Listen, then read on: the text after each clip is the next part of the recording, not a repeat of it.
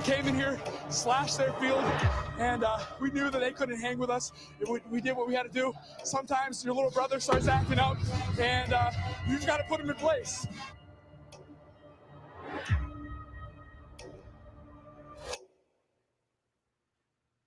And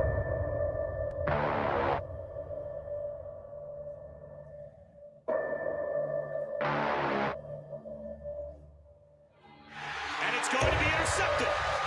Jordan Lewis picks it off.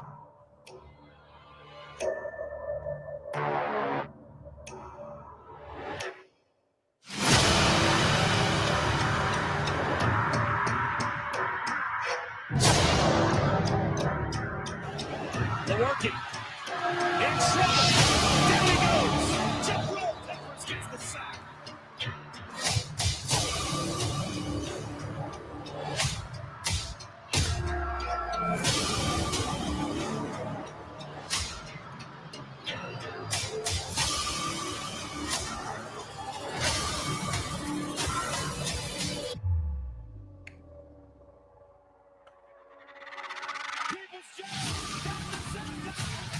Oh boy, there it is. One of the biggest Michigan State games ever coming up on Saturday. Oh, can you feel it? I'll be there. East Lansing, high noon. Let's bring in the nobleman, the great JB, the great Sealy McNeely. Jamie, I know you're a football guy, as in soccer football, but when you look at, games that even being the golf genius and the football FUTBL expert you are, you can tell these kind of games sometimes are huge, right? You can feel it. Yeah, I mean, I've been down here in Costa Rica for 20 years, so I've had 20 years of college football. So I know how big these games are and what it means to people and everything like that. So I know you've got a big one up there, and it's going to be it's going to be 100,000 up there. Spartan Stadium's like about 80,000. Our stadium, Michigan Stadium's over 100,000, but it's going to feel like 100,000 because I'll tell you the truth. I've been to Spartan Stadium several times. I've only seen Michigan win there once. It's louder there because they're actually built above ground. In Ann Arbor at Michigan Stadium, which is the biggest stadium in the country, it's the field is built into the ground. And plus some of the alumni, kind of stuffier and rich and blah, blah, blah. They kind of sit on their hands, so it's not as loud. It's going to be crazy. I mean, you've got, first time, by the way, welcome to the SportSedge, powered by Inspin.com and Inspin.com's great network of handicappers like Sealy McNeely and Jamie, myself as well. It's the first time these teams have been ranked in the top 10 at the same time, playing each other since 1964. It's the first time ever that they've both been 7-0 when they played each other.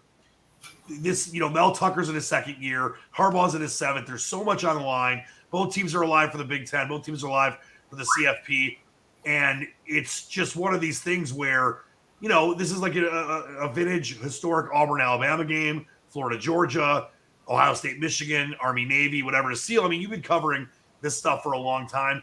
I know you're not a Michigan or Michigan State fan. I know you're happy for me. But this is one of the biggest games in recent college football history. Oh, it's huge. Absolutely humongous. It's almost, to me, it's almost as big as Akron-Kent State, to tell you the truth. You're a real jackass for many reasons. I honestly think it's, even Bowling Green, Toledo. Right, listen, be serious for 5 seconds, Trumpy. And listen, talk about the real aspect of this game. It is, and by the way, College Game Day is there.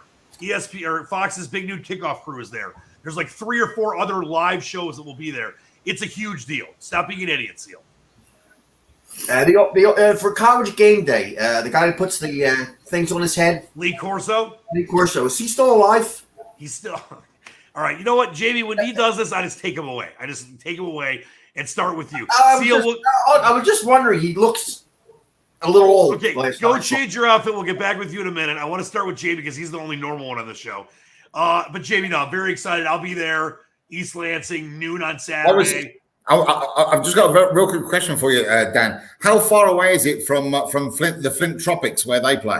The Flint Tropics have a great season, by the way, under what's his name's leader. I can't remember Will Ferrell's character. It's about 35, 40 minutes. I'm in Metro Detroit, and East Lansing's about an hour from me, but everything's within like an hour of each other, unless you're going like up North Michigan to the UP.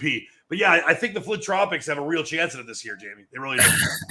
Why can't I? What was his name? Why can't I remember his name? I can't remember, wasn't it? I'm gonna have to look it up now. The one with them was Jackie Moon. Jackie Moon, and Coffee was in there as well, wasn't he? Yeah, that's awesome. Yeah, wonderful film. All right, we're gonna get to a lot today. We're gonna get to Seal with some college stuff and pro stuff for all of us.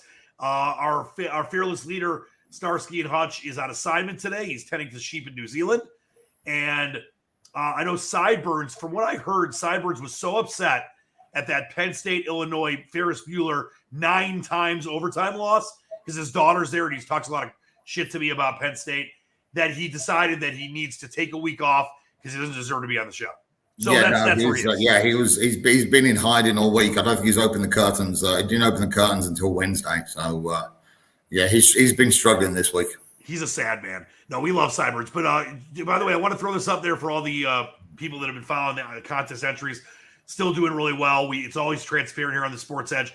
There's the Hilton contest entry numbers, InSpin, Sports Handicapper, and Handicapper 911. And on Circa, you got Sports Handicapper, InSpin, and GS Thin Mints. You can go on the website, see the picks. I know that a couple weeks ago was a rough week, but back on top of it last week, and I think that there's a real chance they could go on one of these entries, could go on a run. So please check out those entries there. Jamie, let's talk the Butterfield Bermuda Championship. Now, once again, you continue over the last month. You've had a couple outrights. A month ago, I think it was 4 weeks ago, or almost 5 weeks ago now. You had Maverick McNeely and Max Homa, who with 5 holes left were both tied for first, and no one else could catch them. So you couldn't lose. Like here in the States, like on FanDuel, for example, I bet him on FanDuel. I could have, if I wanted to, cashed out one of them for like almost the full amount, and then let the other one ride and won almost double. That's like a live hedge, if you will. You've been so on top of things. Sanjay M. I mean, just so many things you've done in recent weeks that are so impressive. How are you feeling about this kind of a lower end tournament? But there is still a ton of value in these. Yeah, no, I love these tournaments. You know, when you get the big boys out of there, you get the players that are lower in the field in the betting odds suddenly sort of come up to the top, and you can go ahead and again, it's a course as well, which is very different to a lot of other courses. You know, it's a very short course. It's only 6,800 yards. It's over there in Bermuda. So there's a number of correlation courses there and things there that you can look at and you can see. They've only played the tournament twice. Brendan Todd won the first time. Brian Gay won last year at 100 to 1 plus. I mean, when you look at my spreadsheet there that I give up free for everybody, I mean, I'll put in the top 5s in orange and I'll put in the winners in green. There's hardly anybody there that's done anything. Right. So, I mean, it's a kind of a blank canvas sort of this week as far as that there isn't really anybody that sort of stands out massively. I mean, obviously, Patrick Reed's really the sort of class guy in the field, but he's been having his problems. Matthew Fitzpatrick was the betting favorite. Never won on the PGA Tour. Can't have anything to do with Fitzpatrick whatsoever or Reed. I know they both started well, but I went down with my first pick down to Graham McDowell, 100 odd to 1, I think he was, around 80 to 1, 100 to 1. And you just look as to where he has won on the PGA Tour. He won the US Open famously at Pebble Beach. What's that? A sub 7,000 yard course on the coast. He won in the Mayakoba. What's that? That's just over 7,000 yards on the coast. So you get 100 to 1 about a guy like Graham McDowell on this particular course, and he kind of makes sense. So now, obviously, he's not the player that he was when he won the US Open, but this isn't a US Open field. This is the Bermuda Championship. You know that you've got some real poor players. I'm sorry, I shouldn't call them poor players. But you've got, poor lower end guys, lower end players. Exactly. Poor in comparison for the PGA Tour, shall we say. So, Graham McDowell was the one who started off the betting this week, along with Kramer Hickok. Kramer Hickok came second last year over at the Travelers. What's the Travelers? Once again, that's around 7,000 yards, par 71. So you can sort of see where I'm going here.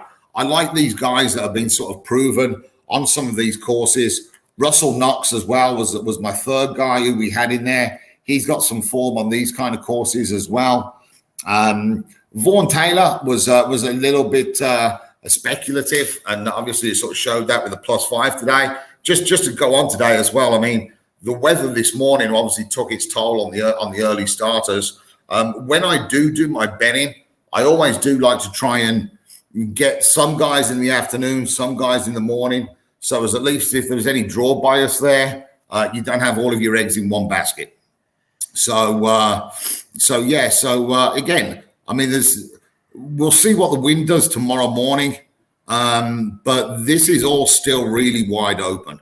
I mean, when you see the guys are more over par than they are under par, you know something was going on there for the PGA Tour. So I mean, it's all open. There's no coverage on it really on the PGA Tour website. It's very poor. There's nothing on there for any details on ShotLink or anything like that. So you'll have to watch it on the feed. But again, you just got to sort of. It's one of these tournaments where, especially with sort of a Graham McDowell, is 100 to 1, and I'll usually bet guys to win XYZ dollars. So if any of one of the 4 or 5 guys win, I know how much we're going to win. We actually went 3 times higher on Graham McDowell this week. That's how much I kind of liked him. I had him top 5, top 10, and I think he was +150 in his matchup against Sepp Straka as well that I put out as well. So I mean, the windier it gets, the better Graham McDowell will be, and the more the others will sort of fall away. You've got some young guys there at the top of the leaderboard. Let's see how they fare tomorrow morning in the wind, and kind of see where it goes from there. But I mean, it's a poor field really in comparison, you know, hopefully the cream will kind of rise to the top, and you know, the only thing you can do is look into the numbers that kind of make sense to you. You know, I mean, looking at courses, you know, an Arnold Palmer, they play on Bermuda grass greens, but there's absolutely no correlation there whatsoever. None of those players are playing in it. So you've got to know what you're looking at. You've got to know, have a think and try and put yourself in their shoes as to, if I'm going to turn up to this tournament, what past tournaments have I played in where I would feel I've got an advantage? Okay, and I think those shorter courses, the sub 7,100 yards, if you can get them around there by the coast as well, look at that form. The Sony Open's one, Mayakoba's another, the RSM as well. You've got to look at those kind of events and just see that the form rings true. The one thing that we always do is sort of go into last year's numbers and spreadsheet that I keep, and see what happened with the picks that I made. And if the information I was looking at wasn't correct, then do you know what? We know next year, okay, well, let's try and think of something else that we can look up. And that's where we are. So it was the sub 7,000 yard courses that I was really interested in this week. Like I said, the Pebble Beaches, your Mayakobas, your Travelers, your RSM, those kind of places. It's all there free on the on the website, on the spreadsheet there. I've also put it up there as well for the 72 hole matchups.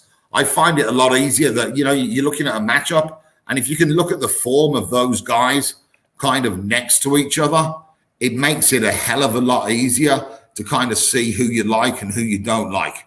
You know, obviously, I mean, there's some matchups there where there's just no information on them, so you kind of leave those alone.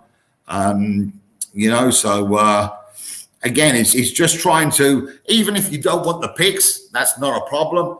Have a look at the website, check out the spreadsheets, and there's plenty of information there for you to make your own decisions and choose your own guys if you want. That's not a problem. Jamie, the information is incredible. And like you said, we of course we want people to get the picks because you've been killing it for years. But I mean, just these worksheets are invaluable, and hours of time that you take to put these together. And you mentioned, I think this is an important thing. You mentioned the matchups. You know, a lot of people like betting matchups as opposed to outrights. You know, when you see these side by side, as you mentioned, that really gives you kind of a feel, especially in a tournament where there's not a ton of info. It's only been played a couple times. It lets you know recent form and what these guys have been doing, and that really can give you a huge advantage if maybe you're someone that doesn't want to bet outrights but bet matchups. And that's invaluable information, Jamie. And once again, exactly. You do a hell of a job. And especially with, I apologize for that. No problem. Especially with, the sort of American market. Let's face it, you've been used to betting minus 110 and minus 120 for 100 years. So it's a bit of a tough sell trying to tell people that, well, you can actually make money betting 50 to 1, 80 to 1, 100 to 1 shots over the course of the year. If you're not happy with betting that and you want a bit more, then you've got the matchups there as well. So yeah, I mean, everything is there. And again, if anybody does want any information there, I can get the information very quickly. Just drop us an email over here or give us a call, and I can send you over anything that you do want. That's not a problem at all. So that's why you're the best, Jamie. And look at this. You got three of the guys you got. Graham McDowell, even though he's just 1 under, and you mentioned this kind of a lower end field, and the conditions were kind of really windy and rough in the morning. He'll play in the afternoon tomorrow. 1 under, he's tied for 25th. Hickok, 1 under, tied for 25th. And then I know there was another guy. Lebioda's there at even money. Yeah, Lebioda's there. Russell, you got 4 guys. They're right. I mean, that's nothing. If they have a couple of those guys have a good day tomorrow, they could be leading the tournament. I mean, the leader right now, I know Seamus Powers had some success. Garrett Kigo is a guy that I actually liked on my own this week. And then, Vincent Whaley, Chad Ramey, Brandon Hagee's never won. So, he's ranked like 121st. So you've got guys that are definitely beatable. There's no Rorys, or not that Rory's, great all the time anymore, but, top level players like a Rory or a Dustin Johnson or people like that. A Jordan Spieth who's been getting hotter and hotter. Mm-hmm. There's no one like that in this field. That's what gives you a lot of great value when you get a guy at 80 to 1, 100 to 1, 120 to 1. Well, that's right. I mean, anything can happen here as well. And I remember me and you spoke a couple of weeks ago when it was the Homer and McNeely thing. You were talking about cashing out. And to me, this is just my opinion. If I am in those situations, instead of cashing out on your player that you like, I would just go ahead and bet anybody else who you think you can win. Right. There's a couple of reasons for that. First of all, if you liked Maverick McNeely or Max Homer at 50, 60 to 1, well, you're going to love him at 3 to 1 on a Sunday morning when he's joint leader. Okay. Right. But there's no reason to come off of him. Okay. And second of all, if the bookmaker is offering you a bet, there's a reason why they're doing that. Okay, don't take it. They're only doing it because they know that over the long run they're going to make money off of it by you continually by cashing out. So instead of cashing out with the bookmakers' offers that they offer you, look for the guys who you think that could make an impact on that leaderboard and back those additionally. That's great stuff, Jamie. As always, please check out his brilliant site. I think it's the best site in the world when it comes to golf, and obviously one of the most successful. ScratchCaddy.com. Jamie, thank you so much. I just want to point out as well, Dan. Sorry about this. I meant to say this earlier. That we did have a winning bet last week. We had Sebastian Munoz top 10 at plus 700. Sure did. That actually takes us over 100 points in the profit for the year since January. So which is amazing. And that's another thing we talk about a lot on the show, that it's not just, obviously outrights are great and I love them. But top 5s, top 10s, I know you had some of those this week with McDowell, Hickok, and some other guys. Let's say, I've had some heartbreaks. Jamie, you know this because we talk about it a lot. I've had heartbreaks, last year. You did too with some of your picks, but we had guys that should have won that were there. They lost by a stroke, lost in a playoff. Kevin Na, all that stuff. If you have top 5s and top 10s, not only does it back your bet up, but you could still profit a ton. Like that Munoz, he was, what was he? Was he 7.5, 8 to 1 top 10? Yeah, plus 750 with Sebastian. That's great value. I ended up having Matsuyama. I took him. His odds were he was one of the favorites. He was 12 to 1, but I took him additionally to this stuff that you had. So I was able to get lucky with that. But if I lost anything else, I would have made all my money back with the top 10. Yeah, exactly. You can have your top 10 bets that'll just, even if you want to just do it so they'll cover your risk on the odds to win bets, something like that. So, I won't put it out for, plus 400 or plus 500. That kind of stuff doesn't really interest me. But for the guys who are, say, sort of 66 to 1 or above, those top 5s, top 10s, shop around. You can get some good prices there. And even a guy, I'd have no problem in betting a guy at 150, 175 to 1 to come in the top 20. Yeah. I've got no issues 15, with that. 20 to 1 sometimes. Exactly. I mean, you know what? Value is value. It doesn't matter if it's Bryson DeChambeau or it's Brandon Haney. You know, value is value. And if you think that's the value, and I think that was, if I think that's a value bet, then that's what we're going to put up, and that's what we're going to give to the customers. I don't bet. I won't place a bet on a guy that's not value, in my opinion. Okay, I won't just bet a guy for the sake of betting a guy. I mean, the big one, the famous one was, John Rahm at the U.S. Open. I put him up at 8-1. I thought it was a good price, considering as to what he'd been through with the Memorial, how he was playing, the fact that he'd already won at Torrey Pines as well. I thought 8-1 was a decent price. I could have seen him at 5.5, 6-1. So, value comes in all types of different shapes and forms, whether it's an 8-1 guy or a 50-1 guy or a 100-1 guy. I'll be looking for that value every single tournament. And the more value, the more times you keep on betting value, the more you're going to profit in the long run. Yeah, 100 plus 100 units is ridiculous. It's just that's you can't add, that's priceless stuff. So Jamie, keep up the great work. We'll get back with you in a minute. We'll get some NFL picks in a second. But let's get to our man Sealy McNeely, who's being real spoiled and rotten as usual. Wearing all red because red is the color of losers. This is orange. It looks red to me. It's orange. Jamie, that looks orange. That looks red to me. We'll say it's I mean, this is red, so to me that's orange. It's orange. It feels. It's burnt orange. You can never be wrong. What are you, a Tennessee fan now? Yeah, I'm a volunteer. Oh, by the way, right, just a quick shout out to you about your lovely Big Ten. Starting this year, the overtime rules, they didn't want these guys playing too many snaps in the overtime. So, after 2 overtimes, you got to go just for a 2-point conversion. There's no more. I hate the overtime rules. They're doing it for safety. Right. Anyway, so leave it to the Big Ten to play 9 overtimes. Yeah, it was the Ferris Bueller's game 9 times. 9 overtimes. Just leave it to the Big Ten, the crummy Big Ten, to just take that. The Big Ten's got 4 teams in the top 10. They're not the crummy Big Ten. 9 overtimes. 9 overtimes. Hey, you want to hear the funny thing about that game? First off, former Michigan quarterback Brandon Peters had to come in for the Illinois starter. He helped beat, Penn State. Secondly, they go to that in the 3rd overtime. I believe from overtime 3 to overtime 7, neither team got a 2-point conversion. Yes. It didn't happen until like the 8th and 9th overtimes. It was very painful to watch. It set football back 100 years. But guess what? You set football forward 100 years with your sizzling picks at sportshandicapper.com. Even though you've been very sour as of late, I don't like that. Me and you have great talks, though, and I motivate you to be more happy and fruitful and giving to your family and Mrs. Seal and Minnie Seal and Livers and Onions, your great daughter, the Instagram model. Are you feeling any better now that we're, taping here on a Thursday, getting set for week 8 in the NFL, week 9 in college? Are you still super Sour Patch Kids, or are you feeling a little better? No, I feel tremendous. Absolutely tremendous. I was tremendous. I was up at 1:30 this morning. That's what time I got up today. You should have called me.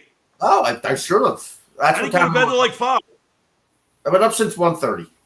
Well, let's talk about this. And you made a great point. We'll get to the NFL in a minute. But you made a great point. We were getting ready to start today.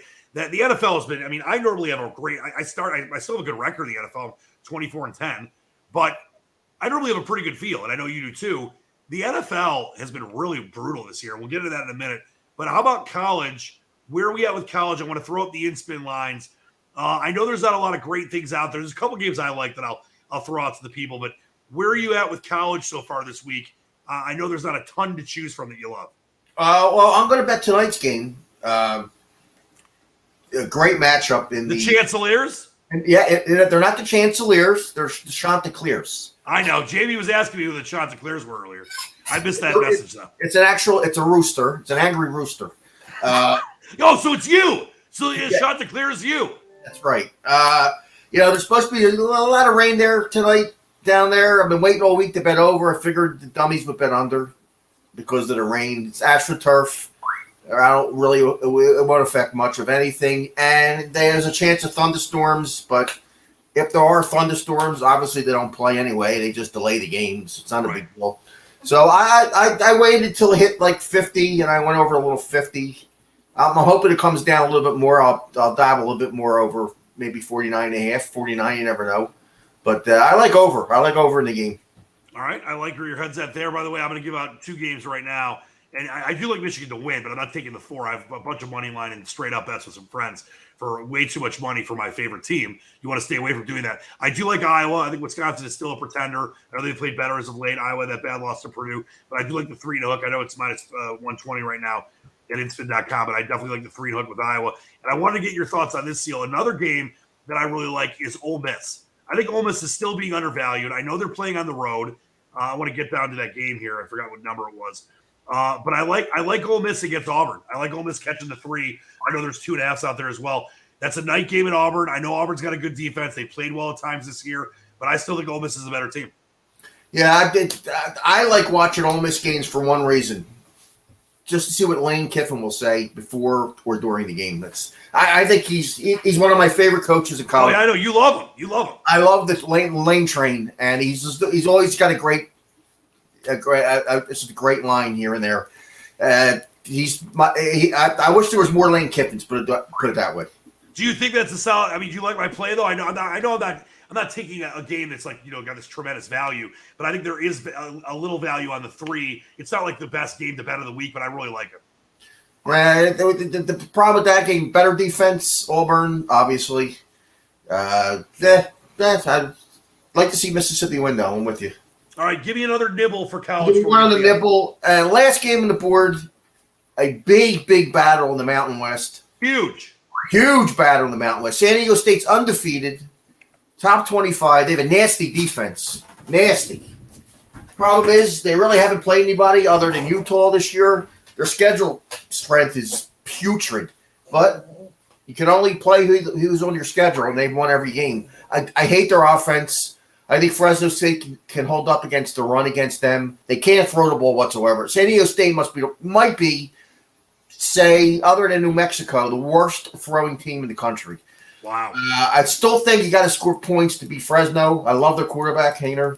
I'm going to take Fresno State +1. If the game's it's actually not in San Diego State. They play about 90 miles from campus. It's basically a neutral game. No one goes to their games. The old place where the Chargers used to play out in, where. The soccer stadium. The old Qualcomm. No, not Qualcomm. They play in that soccer stadium. Where the Carson City. I know what you're talking about. Yeah, Carson City. It's a hike. There's no home field advantage. I mean, they say their attendance is 10,000 every game there. There's about 600 if you count. It's like you need some Michigan games. I'm going to take a flyer on Fresno State +1. You want to know why I love that? Because that's the kind of game that people see, San Diego State's ranked in the top 25. They got this great team. They're undefeated, all that stuff. But it seems like, it would be easy to take San Diego State. That's where a team like Fresno State wins 24-17 or 35-20. So I like where your head's at there. By the way, you are the self-proclaimed and actual king of the MAC, the Mid-American Conference. How about my Eagles? I know they lost to my good friend Mark Champion, who's the Detroit Pistons play-by-play announcer. We had a friendly sushi bet when the Eagles played Ball State a couple weeks ago. But, big win for Eastern. They scored, 55 last week. Ben Baker, their quarterback, is ranked in the top 20 in college football quarterback efficiency right now via Fangraphs. Could Eastern Michigan finally get to the MAC title game for me?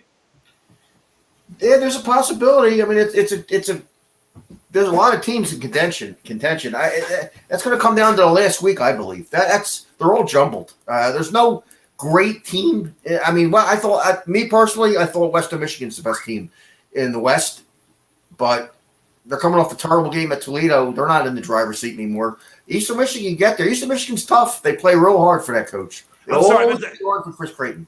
I meant to say Ben Bryant, not Ben Baker. Ben Baker plays for the Wolverines. Yeah, I'm not in love with their quarter. He's okay. I like his numbers, his metrics are top 20 in college football. No, I watch him play. He's okay.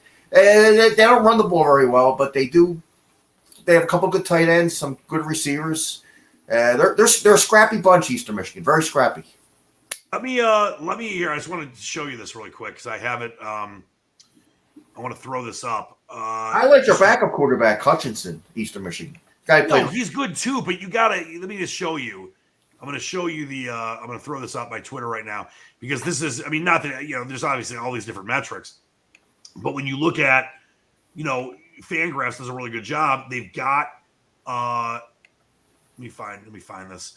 They've got this thing where they kind of put everything together, and there it is right there. And they rank the efficiency of the starting quarterbacks.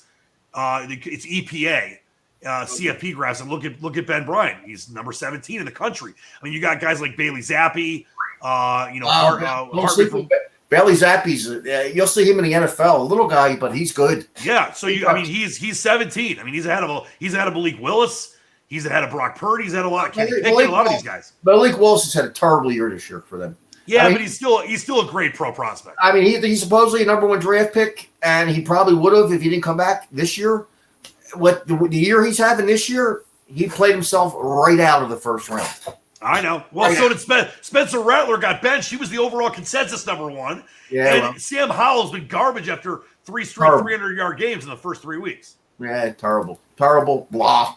All right, let's bring the jam back in here. JB, you ready for some NFL action? That's all I'm waiting for, baby. Seal, before we get to that, we got our NFL picks. And by the way, there's a change atop the leaderboard. I have to welcome in a couple people that are tied with me now. I was the overall leader. So we'll get into that in a second. But Seal, kind of what me and JB were discussing about value and not just betting to bet. NFL has been very tough the last few weeks. I mean, it's been very tough this whole year. But definitely the last few weeks, like I mentioned, I normally have a good feel on things. You've been doing this for a long time. You're, incredible with the way you look at certain things based on information and metrics and stuff like that. What do you think it is that has made the NFL so tough the last year? The NFL this year is so tough because there's so many shitty teams in the NFL. Right. That's the problem. Every week you got to choose. Can I bet Detroit? There's value there. The line's too high. Can I bet the Jets? Can I bet the Giants? I mean, these teams are terrible. That's what makes the NFL really not. There's not a ton of parity. There's a lot of bad teams. Even the Chiefs are bad this year. The Chiefs, look at the Chiefs. Yeah, it's just. I mean, what are you going to do? You're going to bet Tennessee every week? I guess you have to. I mean, there's only certain teams that just come to play every week. The Rams, Tennessee. I mean, this is so many bad teams. Look, Eagles. They stink. Guys, can I ask you a question? Sure. So I was just wondering, I mean, obviously we're in the middle of the World Series right now. Is there any, when you've got Atlanta and Houston in the World Series, is there any knock-on from the other sports teams in those areas? For example, like the Atlanta Hawks, right? Because they got the brand. I presume basketball players and baseball players hang out and whatever else, and they know each other. Yeah, they do. Is there any trends that either negative or positive that knocks over into the other sports when one of the home teams is in the World Series? For example, I mean, I think that's a great question. I think it definitely has happened in the past. It's happened in the Stanley Cup. It's happened. I mean, I just think that Seal, as far as I'm concerned, it's probably negligible, but there's probably certain, if you've got the Super Bowl in town and you got, the Super Bowl's in Tampa, and you got a Florida Panther, a Tampa Bay Lightning game or something. There's going to be huge crowds, and it's going to be tough to get tickets for some of those games. So it'll be much more hype for teams that maybe weren't drawing as many fans. That could be a factor sometimes, Seal. Yeah, like Super Bowl weekend, for instance. Super Bowl weekend, the Super Bowl's in Vegas, and the Knights are playing, and right, something like that. Super Bowl's in Houston, and the Rockets are playing. Yeah, they'll get a good. Well, you get a big crowd, and a lot of the stars will come out to see that. So is it positive or is it negative usually? Or is it just I think it's positive. I think that from what I've seen it before, I've bet some games, some NBA games or hockey games during those kind of weeks for Super Bowl weeks and stuff like that. I think it's generally positive. I don't think it's ever negative. Well, didn't Tampa Bay win the hockey last year, no? They sure did. Don't you find that weird that, the Buccaneers win the Super Bowl, now the Lightning are winning the Stanley Cup? Well, I don't think one has to do with the other. I think that in situational spots like we talk about in this show, if it's like Super Bowl weekend and the Lightning are playing in Tampa Bay, or it's Houston and the Rockets are playing, or the Super Bowl's in Miami and the Panthers are Miami Heat are playing, that's a different situation. I understand that, but do you think there's a general knock-on effect that the Buccaneers have won the Super Bowl, the Lightning players are now thinking, sure. Okay, I don't want to go it's so tough to win. It's so tough to win in hockey. I mean, that's the playoffs itself is like its own season, and it's so crazy. But yeah, they're like, listen, they won. We got to get our shit together and keep playing. Yeah, well. exactly. Yeah, I think that's exactly. All right, you ready for some NFL action? Let's do it. We got our Week 8 NFL picks. As I mentioned, there is a change atop the SportSedge leaderboard. Let's get into it, though, as we've got – you know what? We'll give the picks out for Sideburns and Starsky, who are on assignment this week. Starsky and Sideburns both the same, going Saints plus 4.5 against those Tampa Bay Buccaneers. Seal, your thoughts on Starsky and Sideburns picks? Tampa Bay, huh? No. They're going against the champs. You know, the Saints, they went ugly, put it that way. I mean, their offense is rudimentary, to say the least. Yeah, they're just running the ball. They run. I mean, how many times did they use what's his name out of the backfield last week? A million. Kamara. Alvin Kamara. Touched the ball about 30-something times. I mean, I guess it works. They're winning, but that's probably why they just brought in Mark Ingram, right? Yeah. I think that's going to be a close game. I think they know each other really well. The Saints have a decent defense. I mean, it's a divisional game. I like their picks in Saints 4.5. Jamie, what do you got this week? I like the Chargers this week. Coming off a bye last week, they got smashed against the Ravens, and you got New England traveling over to the West Coast. I don't think they do that too often, do they? They've beat the Jets twice this year, and they've beaten the Texans, right? Yep. I think those are their three wins. Yeah, I mean, I love the Chargers this week, to be fair. Guess what? Guess who's here just in time? He's only an hour late to explain why he decided to take a week off after Penn State's setting a college football back 100 years loss in 9 overtimes to Illinois. His daughter was crying. He's been trolling me all year about Penn State, Michigan. Why don't you worry about Illinois, Sideburns? Bro, that was terrible, man. That was absolutely terrible. I watched the whole game. There was one point in the second half I almost did fall asleep in my chair. And then I had to watch 9 overtimes where Penn State, I think they only scored 1 time. Yep. Like, what's wrong with that guy? The quarterback is awful. The quarterback is awful. They're favored, Ohio State's favored by, I think, 18 I actually like Penn State plus 18.5 this week. I really do. Well, you're in luck because Clifford, the quarterback, they say is 100% healthy. Yeah, he's back. Yeah, he's back. He didn't look 100% last week. But when he's back, he doesn't even look 100% healthy. He looks about 50% healthy. I called that the Ferris Bueller 9 times game. All right, Sideburns, really quick. We know you are on the Saints as well as Starsky plus 4.5. Is there any other NFL pick you want to get in before we get out of here? Yeah, we played on a couple of games. The other day we bet the Colts plus 1 and a pick. I put that up on the site. And we bet Minnesota.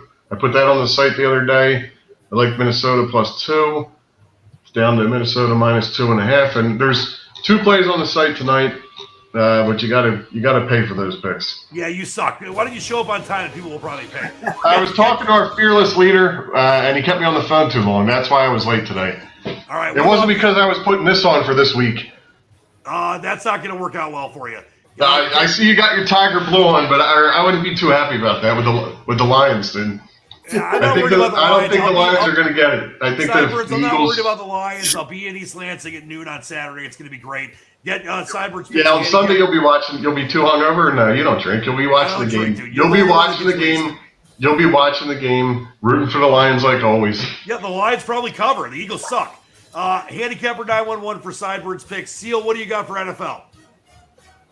I'm following Jamie right back to back. I like the Chargers this week. Off a bye. I love betting against teams in the NFL when they score 50 the week before. Love it. Yep, I'm with you. Bounce. I'm with you. I'm the leader of the pack. I'm now 4-2. Jamie's 4-2. Sideburns 4-2. Starsky and Seal 3-3. But we are all the Chargers. Very smart pick. Those are our Week 8 NFL picks. All right, Sideburns, I'm glad you're here, even though you're about an hour late, but I'll let you give the first parting shot for this week. Okay, my parting shot, and I've been saving this one, especially for you guys, is... That Penn State sucks? I agree. Happy Halloween from Handicapper 911, and my picks this weekend are going to be scary, scary good, baby. Yay! Scary good All right, Jamie, what do you got for us? That's a I great match. can't follow that. Are you kidding me? I wish I had my David S. Pumpkins mask. Dude, I can't follow that. Move on to Seal, dude. All right, Seal, what do you got, my friend? Phew, it's a tough one. I really give it much thought. You never give anything much thought, so it's No, I don't. Kudos to the Democrats. They passed 0. All right, today. well, you stop that. All right, you're out of here. See you later. Yeah, I told you no politics. My parting shot is have a very safe and happy Halloween. All right, we'll bring Seal back in for a minute. I Nothing love you all. today. All right, you're out. I love you all. Be good. Be safe. Make sure you check your candy for razors and sign up for Handicapper 911 and SportsHandicapper.com and ScratchCaddy.com and SquatchPicks.com.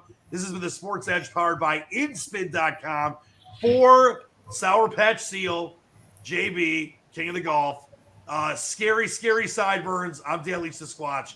We'll see you next time. Hold on a second. I got a question. Is that a certified mask for COVID? Does that do the trick or no? Is that a COVID mask? No. You can't No. Keep walk winning. the market with that? Keep ignoring most of what Seal says. I got another question for you before you leave, real quick. You know how much I love your governor. She's very hot.